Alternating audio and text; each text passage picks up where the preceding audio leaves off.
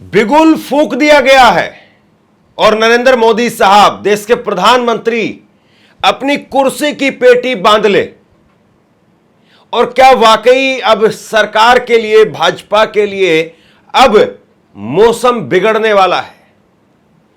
क्या वाकई ये एक बड़े तूफान की साफ तौर पर आहट है?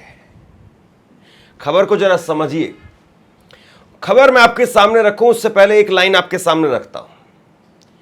अगर इस दुनिया पर, इस दुनिया के अंदर कहीं पर भी, किसी भी देश में, केवल अपने देश की बात नहीं, अगर यह पूछा जाए कि सबसे अनुशासित, डिसिप्लिन्ड तरीके से रहने चलने वाले अगर लोग कौन हैं, तो आप क्या कहेंगे? मैं कहूंगा कि बच्चे हैं, विद्यार्थी हैं। विद्यार्थी सबसे ज्यादा डिसिप्लिन में रहता है। इतने बजे उठना है, इतने बजे जाना है, इतने बजे खाना है, इतने बजे सोना है, इतने बजे कोचिंग है, इतने बजे ट्यूशन है, इतने बजे ये है, इतने बजे होमवर्क करना है, इतने बजे घर का काम भी करना है, माँ बाप का हाथ भी बंटवाना है। बहुत सारी जिम्मेदारियां उसके ऊपर है, लेकिन उसके बावजूद उसके जो नन्हे नन्हे कदम है वो लगातार आगे बढ़ते चले जाते हैं। लेकिन वो जो बच्चे हैं जो सबसे ज्यादा डिसिप्लिन में रहते हैं, नटखट है वो अलग बात है, लेकिन डिसिप्लिन में तो बच्चे रहते हैं। और इसीलिए तो बच्चे देश का भविष्य कहे जाते हैं, क्योंकि वो अपने आप को वहीं से निखारते हैं। लेकिन अगर इन बच्चों के स्कूल की घंटी बज जाए तो भैया फिर ये किसी की नहीं मानते हैं। और जब इनकी छुट्टी हो जाए तो फिर उसके बाद में चाहे कोई झुटमुट में ही सही, अगर स्कूल की घंटी अगर बजा दे तो फिर ये रुकते नहीं है, फिर ये निकल पड़ते हैं। लेकिन इन बच्चों के स्कूल की घंटी नहीं बज रही है, इन बच्चों की छुट्टी नहीं हो रही है, बल्कि ये बच्चे सरकार की घंटी बजा रहे हैं। और ये बच्चे सरकार की छुट्टी कर देंगे अगर सरकार ने समय रहते अपना रजिस्टर ठीक नहीं किया, सरकार ने समय रहते अपना झोला वो सही से चेक नहीं किया, तो झोला ये उतरवा लेंगे। और इन बच्चों से बड़ा कुछ नहीं है। कहा जाता है बाल हट, बाल हट सबसे मुश्किल बताया गया है। और बाल हट के आगे बड़े बड़े राजा झुकते हैं। अब खबर क्या है मैं आपको वो बता रहा हूं। खबर यह है कि देश भर में तस्वीरें निकल करके सामने आ रही है और बीते 48 घंटे से जबरदस्त तरीके से तस्वीरें निकल करके सामने आ रही है। अब सोशल मीडिया अगर आप खोलेंगे तो आपको सोशल मीडिया पर जगह जगह स्कूल की शिकायतें मिलेंगी, कॉलेज की शिकायतें मिलेंगी। और स्कूल और कॉलेज को लेकर के इस वक्त में मोर्चा खोल दिया गया है। स्कूल और कॉलेज को लेकर के इस वक्त में सरकार बैकफुट पर है। अब आप कहेंगे कि इसमें मोदी जी के लिए क्या दिक्कत है? स्कूल और कॉलेज तो कांग्रेस के सरकारों में भी है, वहां पर भी बच्चे हैं, वहां पर भी कमियां होंगी। सही बात है। बीजेपी की जहां सरकारें हैं वहां पर भी दिक्कत है, कांग्रेस की जहां सरकारें हैं वहां पर भी दिक्कत है। लेकिन सबसे ज्यादा सरकारें जिसकी दिक्कत सबसे ज्यादा उसकी, सिंपल सा गणित है, सिंपल सा फॉर्मूला है। और सबसे ज्यादा सरकारें वो नरेंद्र मोदी साहब की है। डबल इंजन की सरकारें हैं, केंद्र में सरकार उनकी है। तो जाहिर सी बात है जो परसेप्शन बनेगा, जो माहौल खराब करेगा, वो बीजेपी का करेगा। तो ये कुल मिलाकर की स्थिति है। लगातार चाहे लखनऊ की बात करिए, राजस्थान की बात करिए, हरियाणा की बात करिए, बिहार की बात करिए, राजस्थान, गुजरात की बात करिए, मध्य प्रदेश की बात करिए, जहां तहां भाजपा बहुत मजबूत स्थिति में है, वहां से खबरें निकल करके सामने आ रही है कि इनके पांव उखड़ रहे हैं। और इस चीज को आप ओवर द नाइट सोल्व भी नहीं कर सकते हैं। लेकिन आपके पास में 10 साल थे साहब, आप बहाना नहीं चला सकते हैं कि हमारा ये नहीं, हमारा वो नहीं। और सबसे बुरी हालत बात यह है कि अगर आपके गृह राज्य गुजरात की हो तो आप किसको आईना दिखाएंगे? फिर कहां पर कांग्रेस के दामन के पीछे जाकर के आप छुपेंगे? और कांग्रेस को कब तक आप जो है फिर कोसेंगे? सवाल तो यहां पर यह खड़ा हो जाएगा। मैं कुछ आंकड़े आपके सामने रखता हूं, वीडियोज हैं बहुत सारी, लेकिन कुछ आंकड़े आपके सामने रखता हूं और आंकड़ों से जरा समझिए। बात केवल परसेप्शन की नहीं है, बात केवल चंद वीडियोस की नहीं है। बात यह है कि हकीकत में इस देश की जो स्थिति है, शिक्षा की जो स्थिति है, वो दयनीय है, बदतर है। और सवाल यह उठ रहा है, अगर आप अपने माँ बाप से पूछेंगे, अपने दादा दादी से पूछेंगे, तो उस वक्त की शिक्षा और आज की शिक्षा जमीन आसमान का अंतर है। उस वक्त में जितने में पूरे साल में या फिर आपके माता पिता पहली से लेकर के 10वीं तक पढ़ाई की होगी, उतने जो खर्चा जो लगता था, उतने खर्चे में आज के वक्त में 1 साल की पढ़ाई नहीं हो सकती है। और बहुत सारे स्कूलों में तो हालत यह है कि शायद 1 महीने की पढ़ाई नहीं होगी, क्योंकि कांग्रेस की सरकारों के समय में लोग सरकारी स्कूल में पढ़ते थे, वजीफा मिलता था, फीस देते थे, फिर वापस में बैंक में पैसे आते थे। मिड डे मील और तमाम तरह की योजनाएं उस चलाई गई ताकि बच्चों को स्कूल में लाया जाए। आप जरा सुनिए, मैं आंकड़े आपके सामने रखूं उससे पहले जरा सुनिए। एक छोटा सा बच्चा, एक मासूम सा बच्चा है, लेकिन बात बहुत गहरी कह रहा है। एक छोटा सा बच्चा वो कह रहा है कि महंगाई जिस तरीके से बढ़ रही है, फीस जिस तरीके से बढ़ रही है, ये जो 15 अगस्त पर लड्डू बांटने वाला जो मामला है, ये 2 लड्डू से आगे नहीं जा पा रहा है। ये हर साल 2 लड्डू बांट करके भेज देते हैं। हम 80वां स्वतंत्रता दिवस मना रहे हैं। अगर ये साल दर साल अगर एक एक लड्डू भी बढ़ाते, जैसे हमारी फीस बढ़ाते चले गए, हमारे दादा परदादा वो एक 98 में 1 रुपये में जो पढ़ते थे, और आज हम जो है हजारों रुपए देने के बावजूद में फीस नहीं वो अच्छी शिक्षा नहीं मिल रही, नौकरी नहीं मिल रही है। तो आज कम से कम अगर उसी दर से अगर बढ़ाते, एक एक लड्डू उसी दर से अगर बढ़ाते, तो आज 80-80 लड्डू लेकर के बच्चे घर जाते हैं। बात बहुत गहरी है, सुनिए एक बार। इसके अंदर इतना कुछ बदल गया है, लेकिन ये स्कूल वालों का 2 लड्डू देने वाला रिवाज अभी तक नहीं बदला। आज भारत 80वां स्वतंत्र दिवस मना रहा है, लेकिन ये अब भी 2 लड्डुओं से काम चला रहे हैं।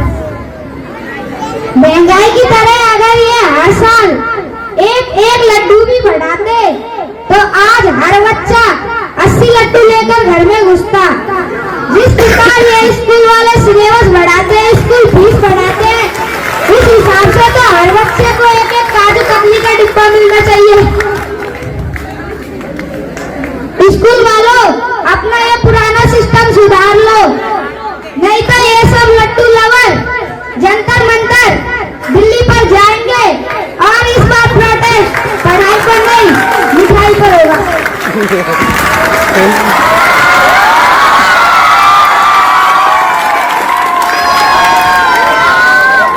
अब 3 आंकड़े मैं आपके सामने रख रहा हूं, 3 आंकड़े, और यह भी समझने वाली बात है कि बीजेपी के अंदर इस वक्त में कितना डर है कि बीजेपी अब आनन फानन में आदेश निकाल रही है।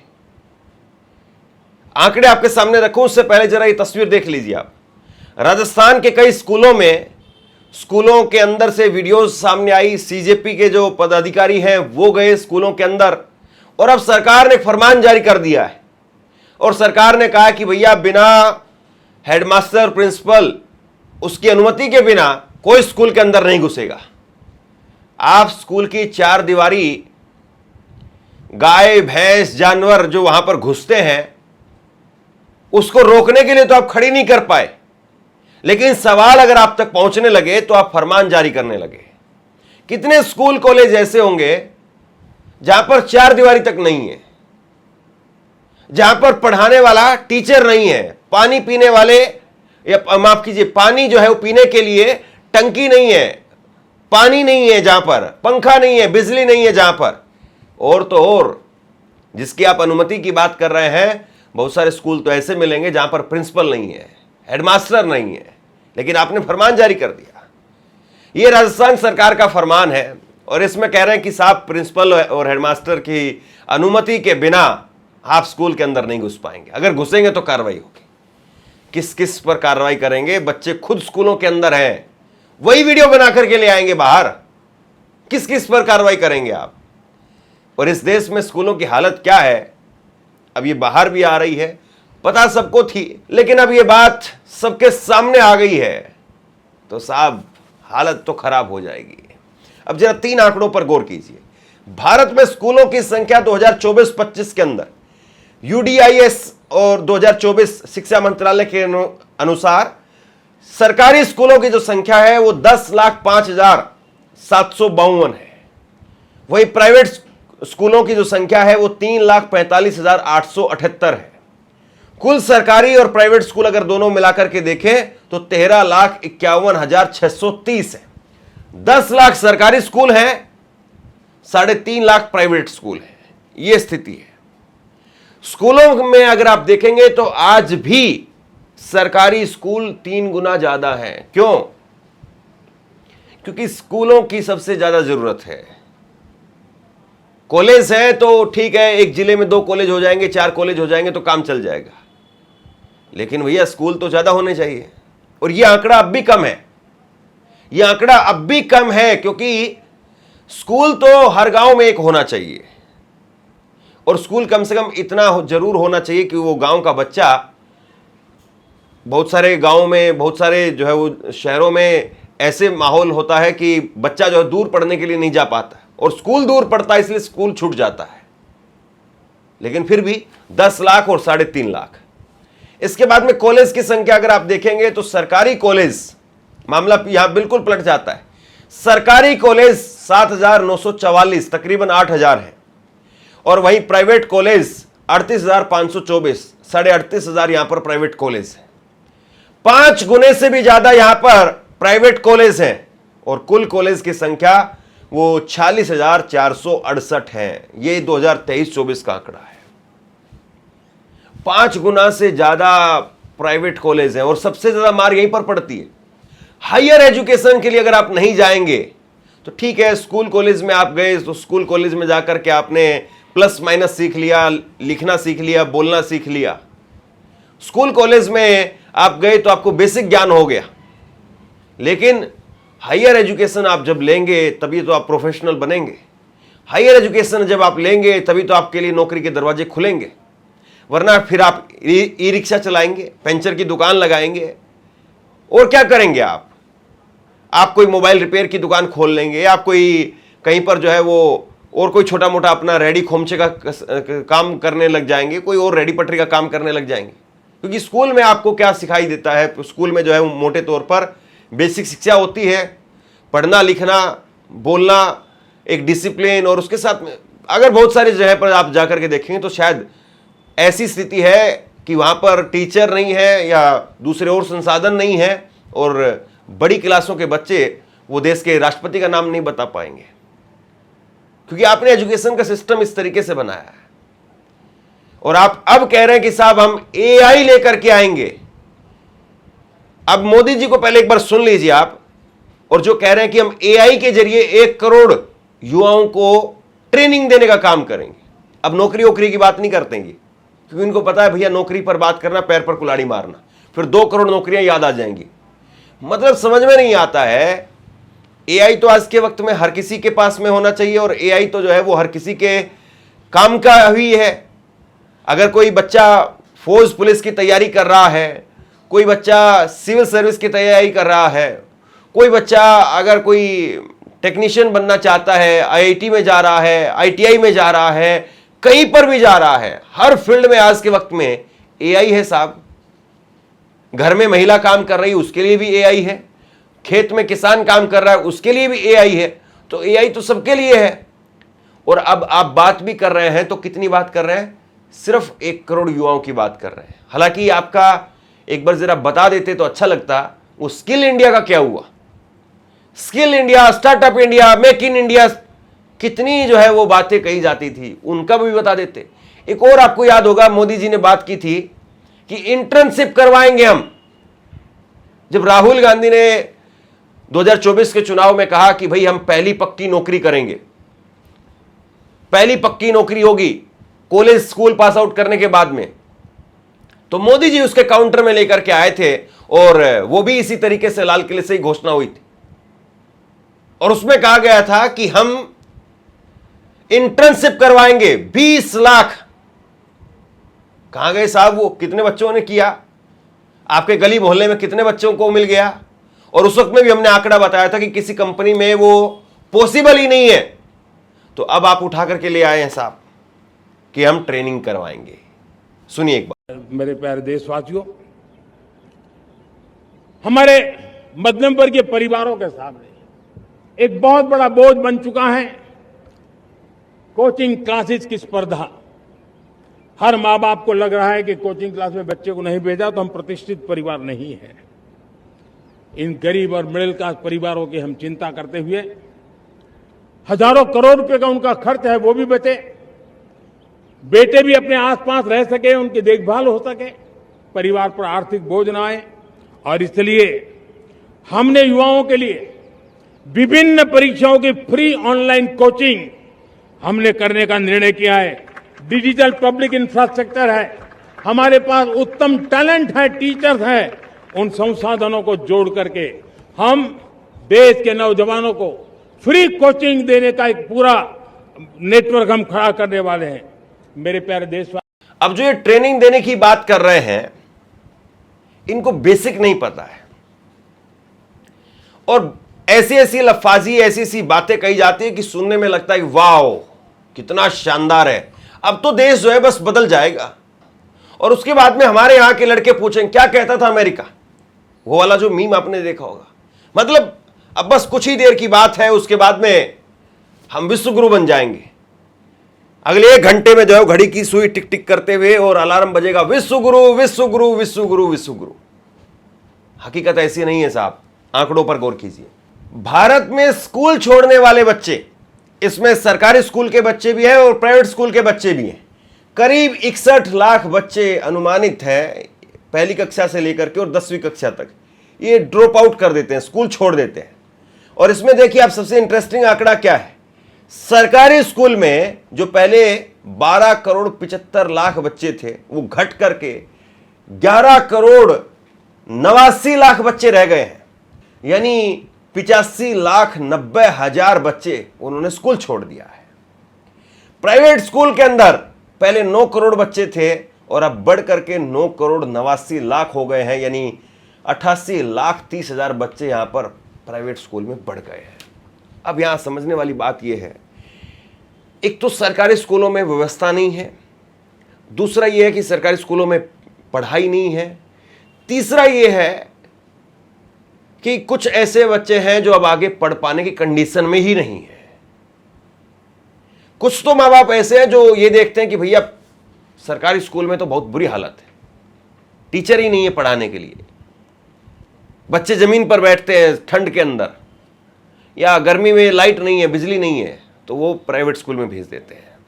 कुछ है, कुछ परसेंट जो थोड़ा सा पड़ोसी को देख करके भी भेज देते हैं, लेकिन उसको आप सीरियसली नहीं लेंगे, क्योंकि अगर ऐसी बात होती कि पड़ोसी को देख करके पूरा देश चलता है तो भैया फिर तो हम बहुत बर्बाद हो जाते हैं। क्योंकि अब हमारा पड़ोसी है, उसके पास में बड़ी गाड़ी, हमारे पास में नहीं है, क्या करेंगे हम।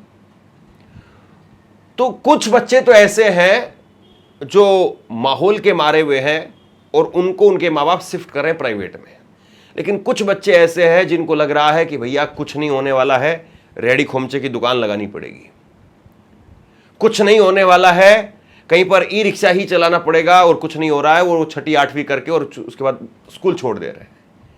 तो समस्या सरकार के लिए सबसे ज्यादा ये है, देश में शिक्षा, चिकित्सा और पब्लिक ट्रांसपोर्ट जब तक आप मजबूत नहीं करेंगे, तब तक आप देश के एक बड़े तबके को पावर नहीं दे रहे हैं, आप देश के एक बड़े तबके को हाशिए पर ही धकेल रहे हैं, उसको मुख्य धारा के अंदर नहीं लेकर के आ रहे हैं। शिक्षा, चिकित्सा और पब्लिक ट्रांसपोर्ट, ये 3 चीज जिस भी देश के अंदर, जिस भी देश में 3 चीजें सही हैं, वो देश डेवलप्ड कंट्री में आ गए, उन्होंने इन 3 चीजों पर इन्वेस्ट किया। लेकिन हमारे यहां पर सबसे बुरी हालत है शिक्षा की, कोई पूछने वाला नहीं है। चिकित्सा, वहां पर भी आप चले जाइए तो प्राइवेट स्कूलों, प्राइवेट जो अस्पताल है उनकी क्या हालत है, उनमें कितनी मोटी बिल आते हैं, फीस है उनकी, और जो सरकारी अस्पताल है उसमें आप जाकर के देखिए कहीं कुत्ते जो है वो आपको बेड पर लेटे हुए मिलेंगे। और तीसरा पब्लिक ट्रांसपोर्ट, पब्लिक ट्रांसपोर्ट नहीं है, इसीलिए डीजल पेट्रोल की जो खपत है वो ज़्यादा होती है, क्योंकि आदमी प्राइवेट फिर ट्रांसपोर्ट पर निर्भर हो जाता है, पर पोल्यूशन बढ़ता है, सड़कें ज़्यादा टूटती हैं, गाड़ियाँ ज़्यादा सड़कों पर निकलती है, जाम ज़्यादा लगता है, पब्लिक ट्रांसपोर्ट आपका नहीं है। तो कुल मिलाकर के अब सवाल जब पूछेंगे, जब लिस्ट बनेगी, जब बातें होंगी, तो बातें बहुत दूर तक जाएंगी। और फिर मैं कह रहा हूं, समस्या केवल बीजेपी की सरकारों में नहीं है, समस्या कांग्रेस की सरकारों में भी है, लेकिन ज्यादा सरकारें जिसकी समस्या ज्यादा उसकी ज्यादा दिखेगी, और ज्यादा जिसकी समस्या दिखेगी परसेप्शन उसका ज्यादा खराब होगा। और अब मोदी जी कांग्रेस के पीछे जाकर के नहीं छिप सकते हैं, अब राहुल गांधी का सहारा लेकर के नहीं बच सकते हैं, अब मनमोहन सिंह के ऊपर ठीकरा नहीं फोड़ सकते हैं। और इस मामले में हिंदू मुसलमान भी नहीं हो सकता है, क्योंकि अमर को भी स्कूल में जाना है और अहमद को भी स्कूल में जाना है। अहमद को भी स्कूल चाहिए और अमर को भी चाहिए। अब आप क्या करेंगे? आप फंस गए हैं। ये जो सिचुएशन है, इससे कैसे निकलेंगे, बहुत मुश्किल काम है। शेयर कीजिए इस खबर को, और आप क्या सोचते हैं नीचे कमेंट सेक्शन में लिख करके जरूर बताइए। इस वीडियो को लाइक कीजिए और चैनल को जरूर सब्सक्राइब कीजिए। शुक्रिया, थैंक यू।